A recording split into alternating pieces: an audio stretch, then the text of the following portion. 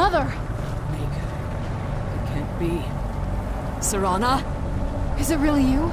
I can't believe it. How do we get inside? We have to talk. Serana, what are you doing here? Where's your father? He doesn't know we're here. I don't have time to explain. I must have failed. Harkon's found a way to decipher the prophecy, hasn't he? No, you've got it all wrong. We're here to stop him.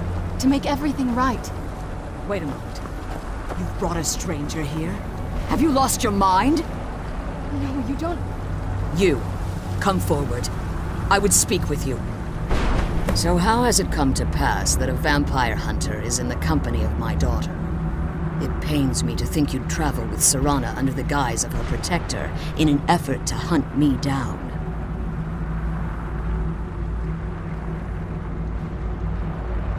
Coming from one who murders vampires as a trade, I find it hard to believe your intentions are noble. Serana has sacrificed everything to prevent Harkon from completing the prophecy. I would have expected her to explain that to you. You think I'd have the audacity to place my own daughter in that tomb for the protection of her Elder Scroll alone? The scrolls are merely a means to an end. The key to the tyranny of the sun is Serana herself. When I fled Castle the scroll I presume you found with Serana speaks of Ariel and his arcane weapon, Ariel's bow. The second scroll declares that the blood of Cold Harbor's daughter will blind the eye of the dragon. Like myself, Serana was a human once. We were devout followers of Lord Molig Bal. Tradition dictates the females be offered to Molig Bal on his summoning day. Few survive the ordeal. Those that do emerge as a pure-blooded vampire. We call such confluences the Daughters of Cold Harbor.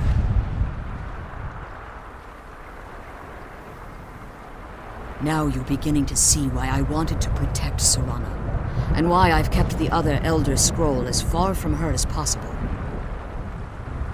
If Harkon obtained Ariel's bow, and Serana's blood was used to taint the weapon, the tyranny of the sun would be complete. In his eyes, she'd be dying for the good of all vampires. And how exactly do you plan on stopping him? If you believe that, then you're a bigger fool than I originally suspected. Don't you think I weighed that option before I enacted my plans? You care nothing for Serana. Whether or not you've become... You're here because we're abominations in your mind. Evil creatures that need to be destroyed. Serana, this stranger aligns herself with those that would hunt you down and slay you like an animal. Yet I should entrust you to her. This stranger has done more for me in the brief time I've known her than you've done in centuries. How dare you! I gave up everything I cared about to protect you from that fanatic you call a father! Yes, he's a fanatic. He's changed. But he's still my father. Why can't you understand how that makes me feel? Oh, Serana, if you'd only open your eyes. The moment your father discovers your role in the prophecy, that he needs your blood, you'll be in terrible danger. So to protect me, you decided to shut me away from everything I cared about.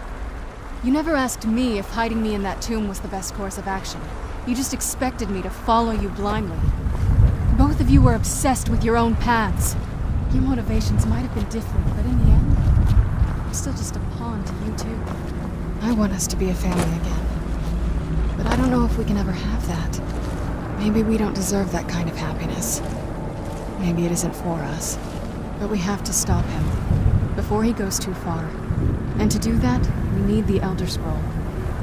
I'm sorry, Serana. I didn't know. I didn't see. I've allowed my hatred of your father to estrange us for too long. Forgive me. If you want the Elder Scroll, it's yours. Your intentions are still somewhat unclear to me. But for Serana's sake, I'll assist you in any way that I can.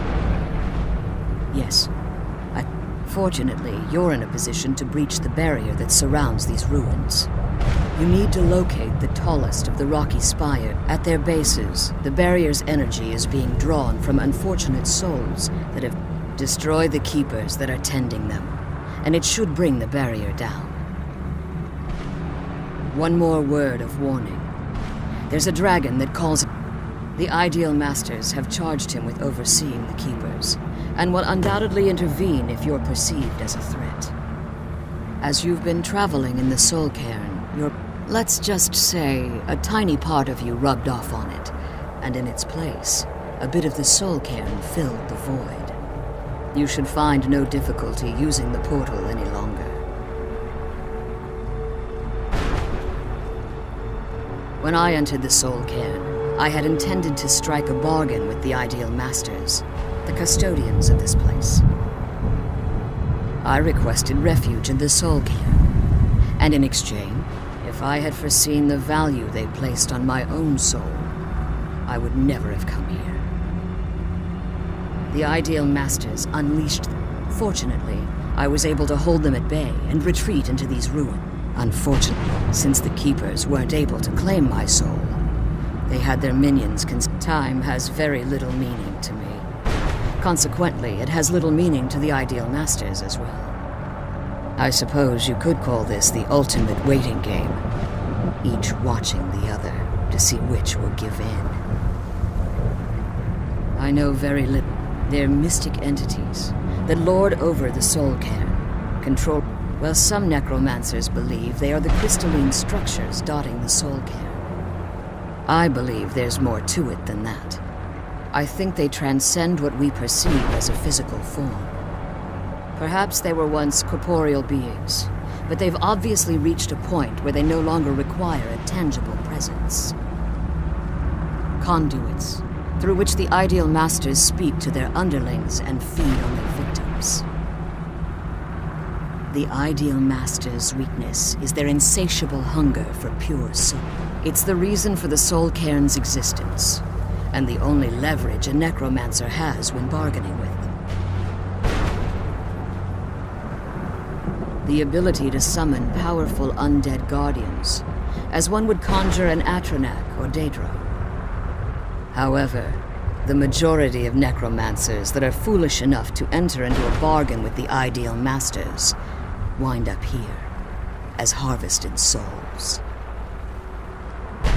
Harkon's vision is a world plunged in eternal darkness, where the vampire can flourish, and never again fear the tyranny of the sun.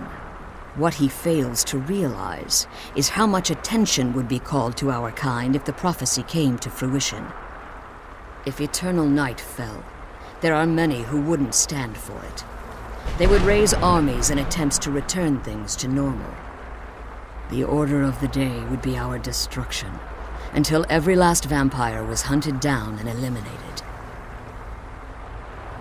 I do. It's how the vampire has survived for millennia, and the only way we can continue to survive in the future. Be careful, and keep my daughter safe.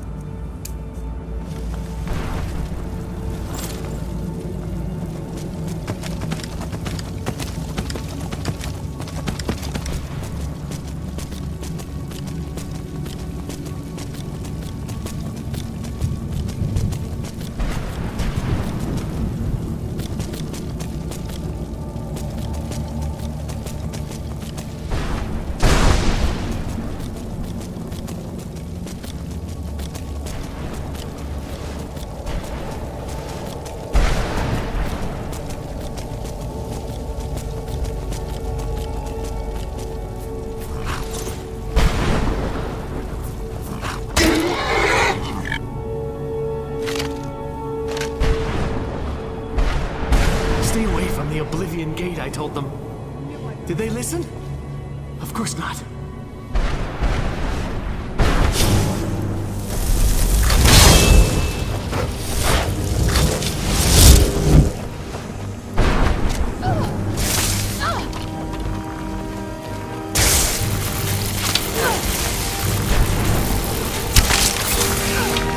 Stay back!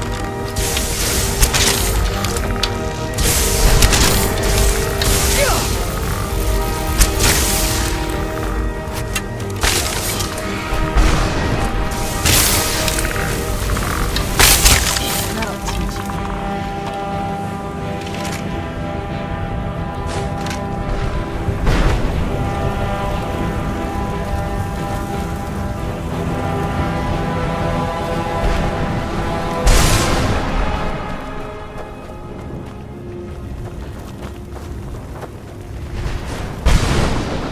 Is there no...